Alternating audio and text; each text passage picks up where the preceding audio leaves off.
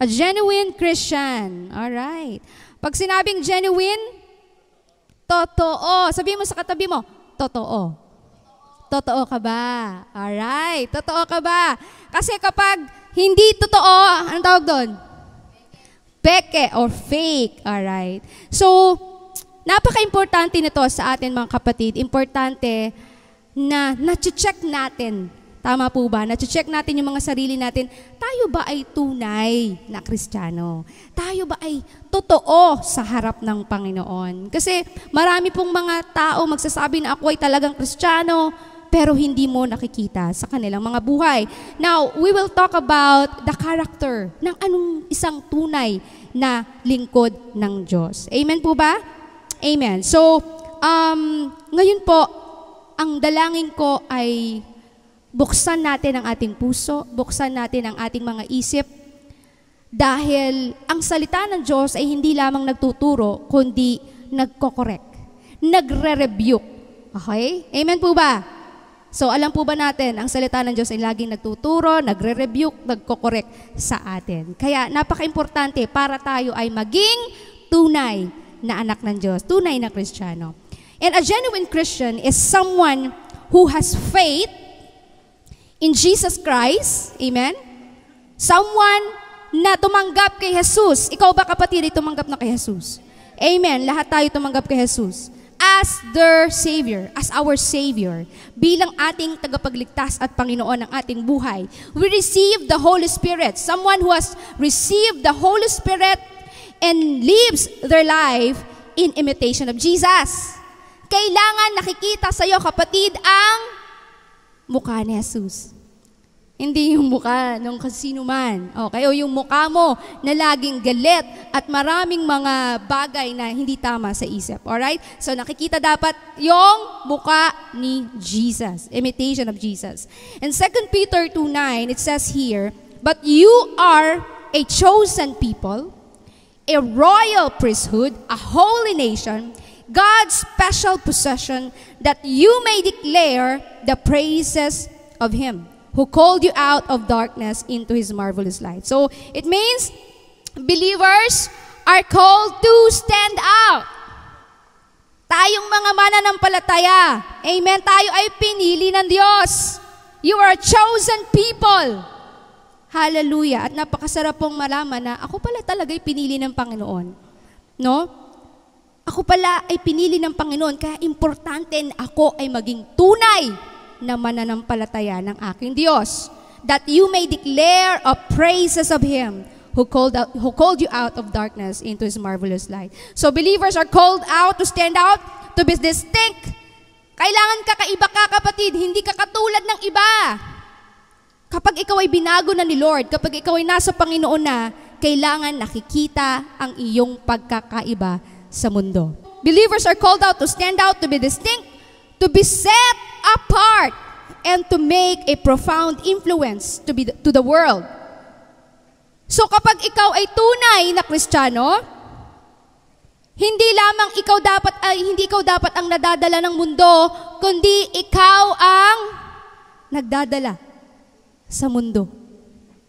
Amen? Sapagkat ikaw ay tunay, you are a genuine Christian. Ikaw ay tunay na lingkod ng Diyos, kaya naiiba ka sa iba. Hindi ka nakikisama. Okay lang makisama, kundi huwag ka lang makikisama. Gagayahin mo yung ginagawa nila. Amen? Being committed to the standard of God sets for His people. May standard po ang Diyos, mga kapatid. Standard ba ni Lord ang ating ginagawa? Amen? Now, let's talk about yung character ng isang genuine Christian. Number 1, you are a student of the Word of God. You are a student of the Word of God. So kapag ikaw ay nag-aaral, lahat po tayo nag-aaral ng elementary, nag-aaral ng high school, ng college, at pag po tayo ay nag-aaral, tayo po ay nagsasaliksik. Tama po ba? Nagsisearch tayo. May mga projects minsan sa school, kailangan mo itong i-search. Ganon din po, tayo ang mananampalataya ng ating Panginoon, kailangan po tayo ay nagsisearch din. Kailangan po tayo ay nagsasaliksik din ng salita ng Diyos. Hosea 4:6, my people are destroyed from lack of knowledge. Because you have rejected knowledge, I also reject you as my priest. Because you have ignored the law of your God, I also will ignore your children. So kapag po wala tayong pag-aaral ng salita ng Diyos, it means you are rejecting the knowledge that comes from the Lord. Kapag hindi ka nag-aaral ng salita ng Diyos, it means nire-reject mo yung karunungan, yung kaalaman na pwedeng ibigay sa iyo ng Diyos, kapatid. Gusto ka ng Diyos parunungin. Gusto ka ng Diyos patalinuhin. Pero kung hindi ka nag-aaral ng kanyang salita, it is not going to happen. Hindi ito, kapatid, mangyayari sa buhay mo. Sabi niya doon, I also reject you as my priest. So it means you're a priest. You're a priest ng family mo.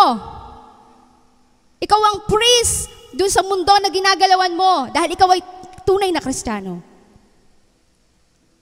Amen? But when you ignored the law, yung salita ng Diyos, pag ini-ignore mo to, no? Sabi dito, I will also ignore your children. Amen. Apakaganda. 1 John 4:1-4, Beloved, do not believe every spirit, but test the spirits to see whether they are from God. For many false prophets, many false prophets have gone out into the world. By this you know the Spirit of God. Every spirit that confesses that Jesus Christ has come in the flesh is from God. And every spirit that does not confess Jesus is not from God. This is the spirit of Antichrist, which you have heard was coming and now is in the world already.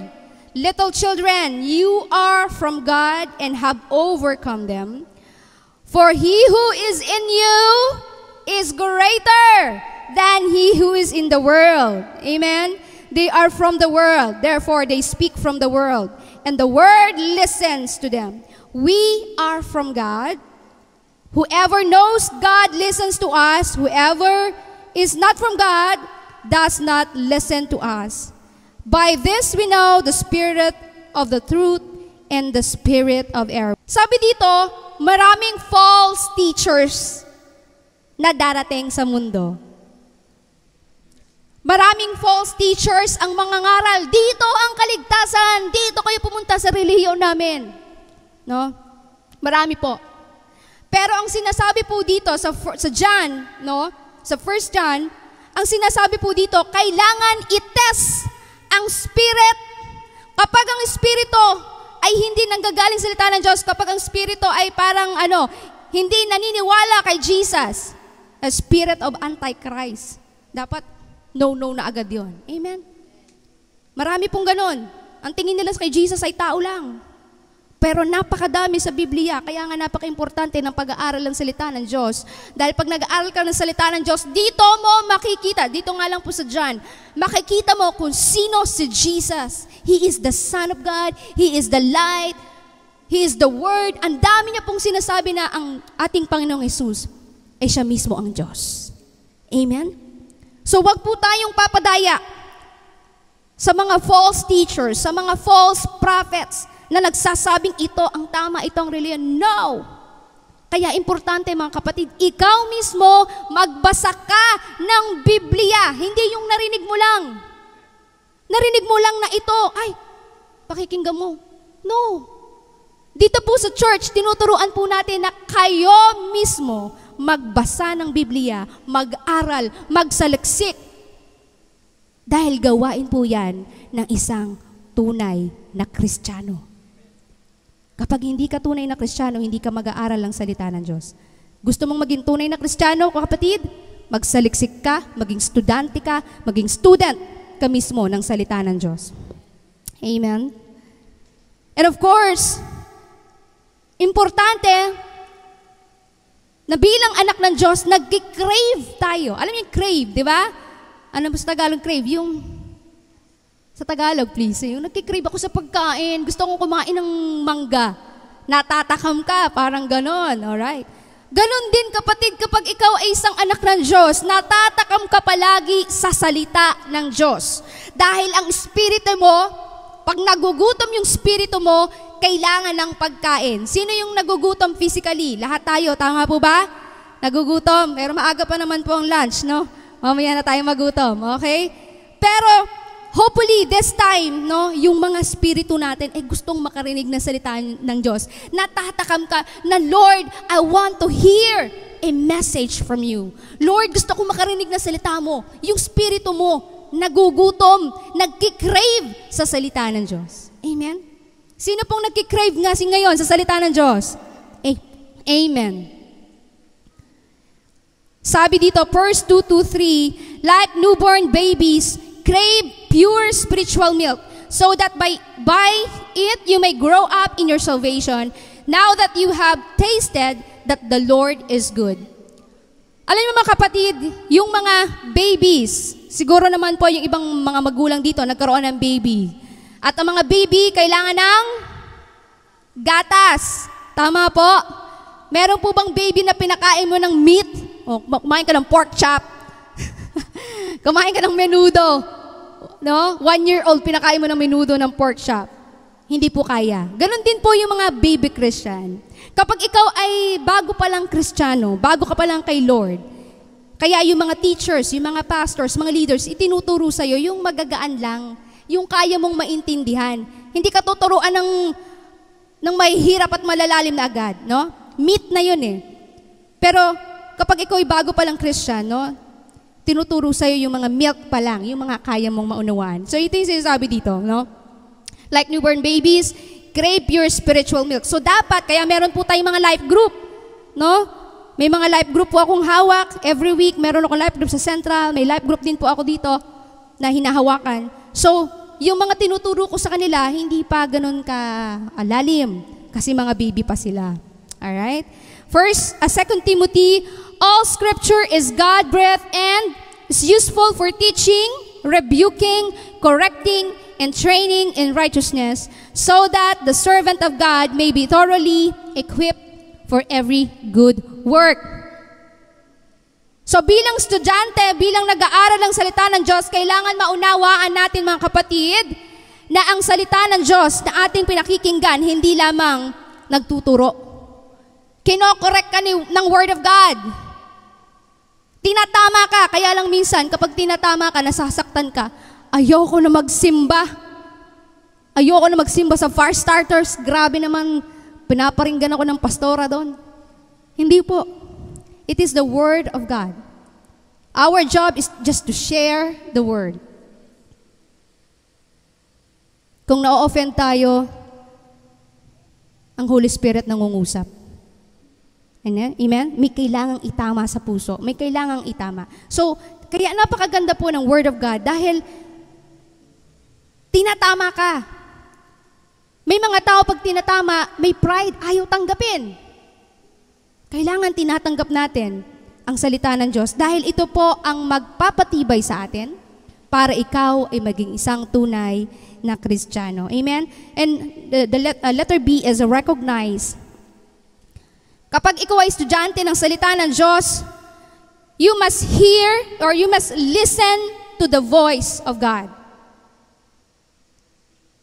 Sino po dito, ang kapag tinawag ng nanay, alam niyang nanay niya ang tumatawag? Tama po ba? Kahit mahina, ay parang alam mong nanay mo yun eh. Tinawag ako ni nanay o tinawag ako ni tatay. Ganon din po sa ating Panginoon. Pag ikaw ay may relasyon sa dakilang Diyos, naririnig mo yung salita niya. Naririnig mo kung ano yung sinasabi niya sa'yo. Nare-recognize niya. Nare-recognize mo, kapatid. John 10:27-28. My sheep listen to my voice. I know them, and they follow me. I give them eternal life, and they shall never perish. No one will snatch them out of my hand. So kung ikaw, kapatid, ay tunay na nag-aaral ang salita ng Diyos, alam mo ang boses ng iyong Ama. Alam mo ang boses ng Diyos na pinaglilingkuran mo. Amen?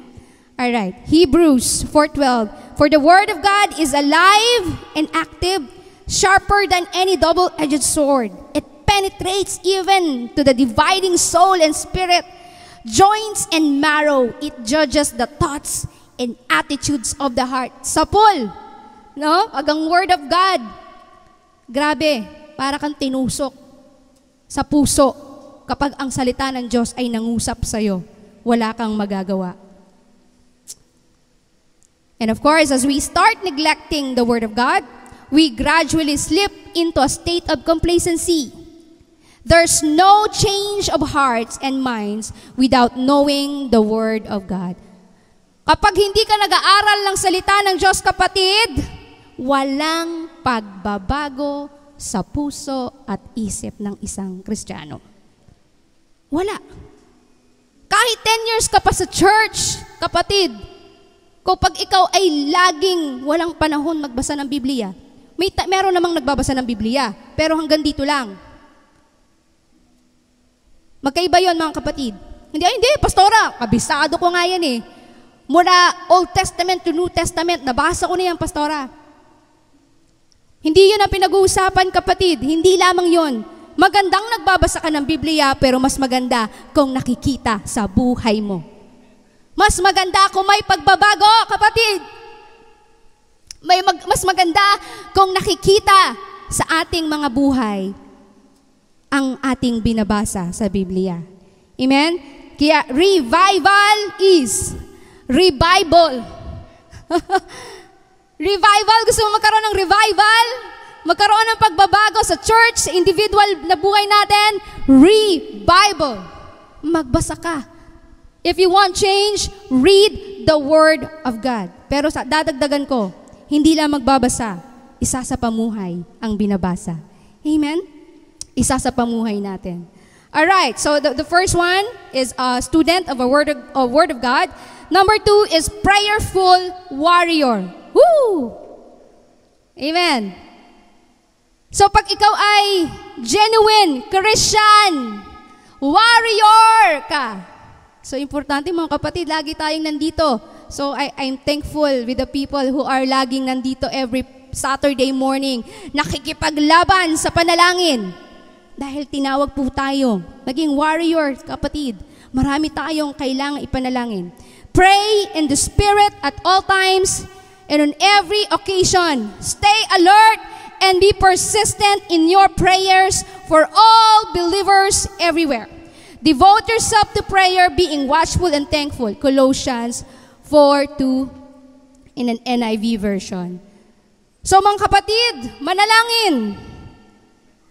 Hindi lang manalangin sa kwarto, pero meron din tayong tinatawag na corporate prayer. We have to come together and let's have a warfare. Nakikipaglaban. Especially in these times, mga kapatid. Malapit na po ang pagbabalik ni Lord. At kung hindi ka kasama sa pagiging warrior ni Jesus, baka magkaroon kayo ng problema pagdating ng panahon. You must be a warrior. Kasama ka sa church na nakikipaglaban, nakikipag-isa sa panalangin. Amen? The Christian journey is not a leisurely break, a holiday vacation. Hindi lang tayo parang nag-church lang kung gusto lang natin. But it's a warfare. Meron tayong pinaglalaban, mga kapatid, sa spirito. Numerous present-day Christians are vulnerable to defeat because they expect a life of prosperity and blessings. Kaya maraming Kristiyano ang nagagapi ng kaaway. Maraming Kristiyano ang mabilis bumigay. Dahil ang akalam nila, kapag ikaw Kristiyano, prosperity and blessings lang palagi. No, kapatid. Ang pagiging isang tunay na Kristiyano, ikaw ay nakikisama sa warfare. Nakikisama ka sa panalangin. Amen? I know there are hardships. But we have to endure hardships and embrace suffering. In James 1:2-4, consider it pure joy, my brothers and sisters, whenever you face trials of many kinds, because you know that the testing of your faith produces perseverance. So kapag meron daw tayong mga trials, mga problema, consider it joy. Ang hirap, no? Lord, laki ng problema ko. Pero sinasabi mo, maggalak pa rin ako. Amen? Mahirap magpuri minsan kay Lord, Lord, thank you. Tapos ang laki ng babayaran mo, may malaki kang utang. Di ba? O kaya naman, may sakit ka. Ang hirap magtaas ng kamay, no? Tapos ay may masakit kang nararamdaman. May mga trials, may mga problema. But sabi dito, consider it pure joy whenever you face trials. Because you know that the testing of your faith, ito ay isang testing sa iyong pananampalataya kapag ikaw ay dumadaan sa matinding problema. Amen? And it produces perseverance. Amen. So number 3, a genuine Christian kailangan ay courageous. Sabihin mo sa katabi mo, courageous. Amen. A priest is a mediator or bridge builder between God and humanity. Romans 1:16. Sorry, nawala ako.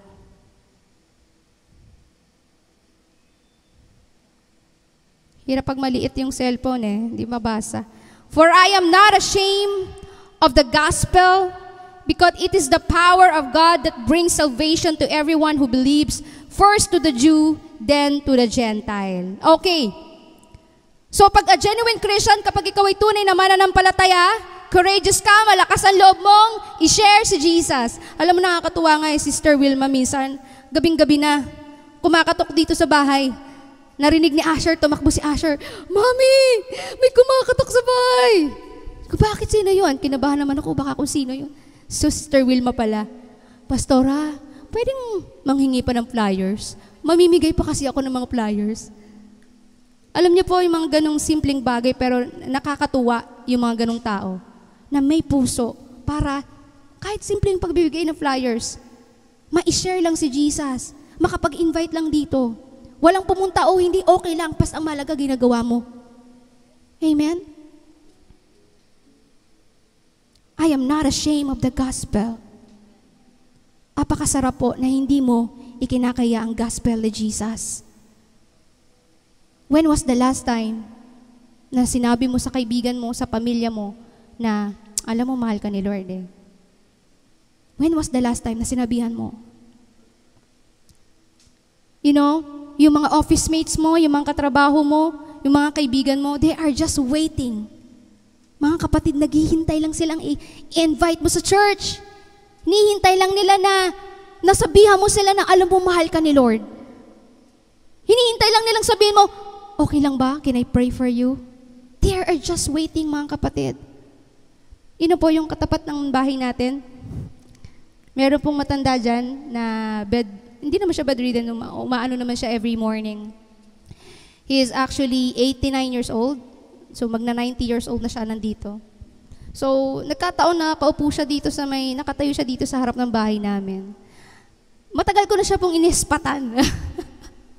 Sabi ko, Lord, I want to pray that person. Kasi kapitbahay ko katapat lang ng bahay ko. Katapat ko lang At kung kunin man siya ni Lord, parang accountable ako na hindi ko man lang na-share si Jesus. Tama po ba? Accountable ako kay Lord. Mamaya, pagdating ko sa langit, itanungin ako ni Lord, hindi mo man lang naipag-pray o hindi mo man lang pinatanggap yung tao na katapat mo. Minsan kasi, nandun siya sa tapat ng bahay niya. Nahiya naman ako minsan pumunta mismo doon.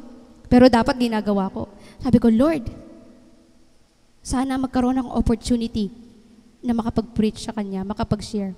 Alam niyo po, nung isang araw, nakita ko, nandito siya sa tapat na ng bahay. So parang si Lord na nagpapalapit.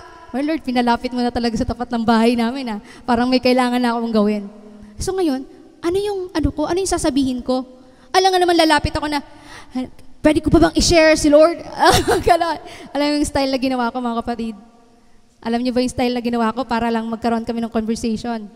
Nagkataon may dumi ng pusa po dyan sa harap ng bahay namin.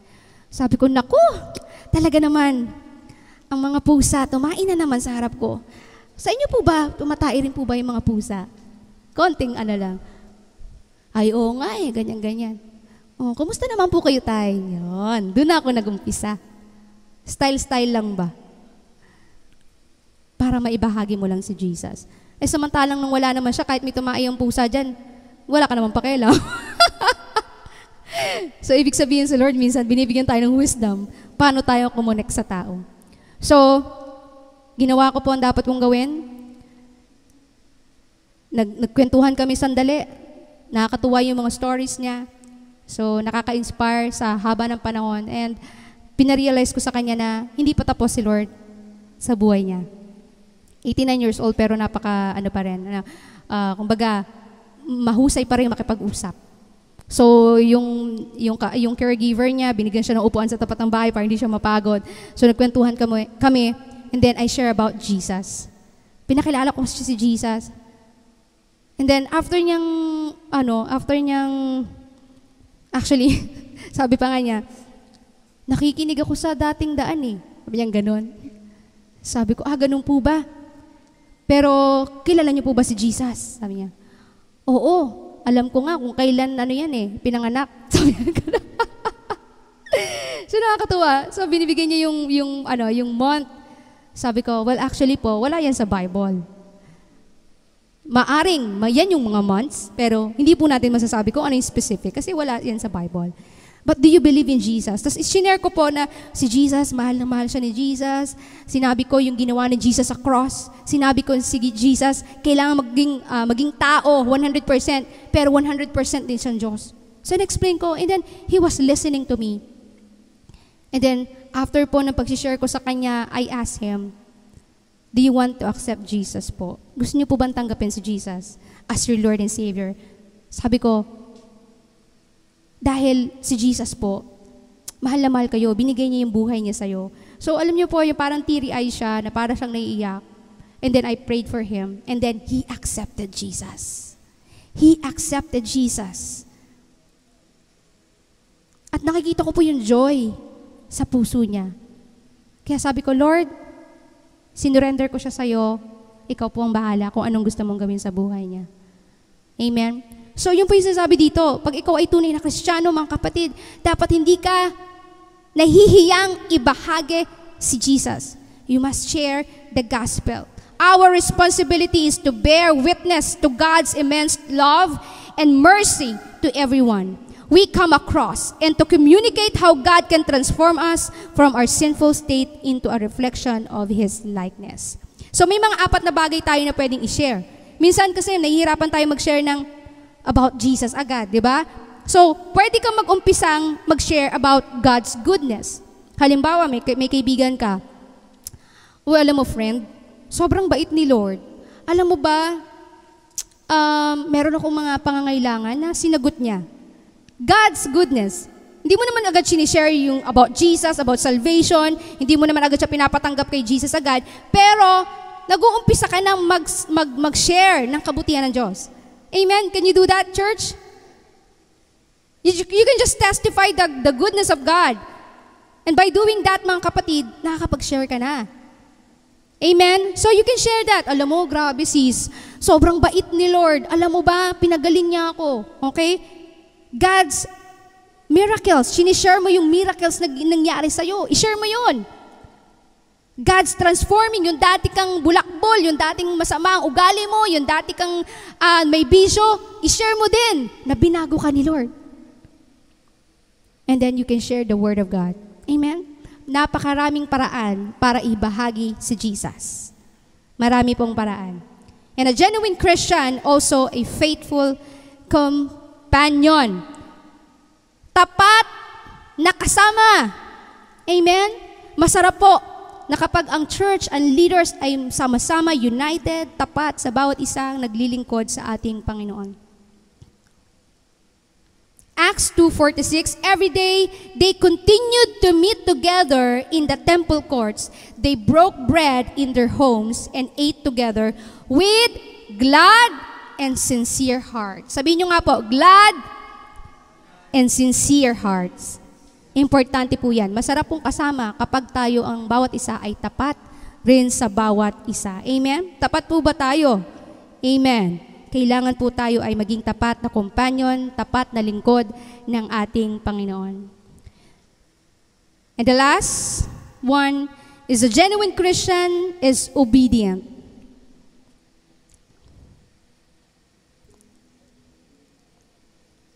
But before we continue, gusto ko lang basahin tong Acts 2:46 sa Tagalog, no?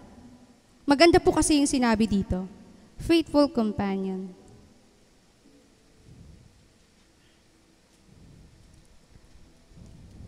Tama ba? James? Oh, tama. Sige, let's continue. Sa 5 pala yan. Okay. A genuine Christian is obedient. James 1:22-25-22. But be doers of the word and not hearers only, deceiving yourself. For if anyone is hearer of the word and not a doer, he is like a man observing his natural face in a mirror. For he observes himself, goes away, and immediately forgets what kind of man he was. So kapag ang tunay na Kristiyano, dapat nakikita na ikaw ay marunong sumunod. Obedient. Amen? Hindi lamang ikaw sumusunod sa salita ng Diyos. Hindi ka lang parang nakikinig sa salita ng Diyos, ginagawa mo din yung sinasabi ng salita ng Diyos. Basahin ko lang po in Tagalog. That's James, no? James 1:22. Sa Tagalog, gawin nyo yung sinasabi ng salita ng Diyos. Kung pinapakinggan nyo lang yon, niloloko nyo lang ang mga sarili nyo. Kasi kung pinapakinggan lang ng isang tao ang salita, at hindi naman niya ginagawa yon, kagaya niya lang yung taong tumitingin sa salamin na after niyang makita ang sarili niya, umaalis na siya at nakakalimutan niya agad ang itsura niya. Pero kung titingnan niyang mabuti ang perfect na batas na nagpapalaya sa mga tao at talagang seseryosohin niya ito, yung tipong susundin ito at hindi lang pakikinggan, tapos kalilimutan na, i-bless siya ng Diyos sa ginagawa niya. Amen? Let's continue. Kung iniisip ng isang tao na religious siya, o maraming tao, sinasabi na religious ako, lagi akong nagsisimba, nasa ministry ako, pero hindi naman niya kinokontrol ang dila niya, niloloko niya lang ang sarili niya. At walang silbi ang religion. Ang religion ng totoo at walang kapintasan sa harap ng Diyos ay yung tumutulong sa mga ulila at biyuda sa kanilang paghihirap at yung pag-iingat sa sarili para hindi mahawa sa kasamaan ng mundo. Marami pong ganon, yung religious people, no? But they are not careful with their tongue. Kaya importante, kapag mga Kristiyano ka, ikaw'y tunay na Kristiyano, hindi ka lamang nakikinig, sumusunod ka rin at nagiging maingat ka sa lahat ng iyong ginagawa. Amen? Amen. Hallelujah. And our conclusion, Christianity is not a piece of clothing that can be as on you choose. It's a way of life, a lifestyle, total self-denial for the sake of Jesus. So, ang tunay na Kristiyano ay hindi parang susuot mo lang kung kailan mo gusto. Bagkos, ito ay lifestyle. Sabi mo sa katabi mo, lifestyle. Ang pagiging Kristiyano, kapatid, lifestyle. Automatic yan na dapat nakikita sa buhay mo. Amen? Para saan? Total self-denial for the sake of Jesus. For the sake of Jesus. Gagawin po natin ito dahil tayo po ay tunay na Kristiyano, tunay na tapat ng ating Panginoon. Amen?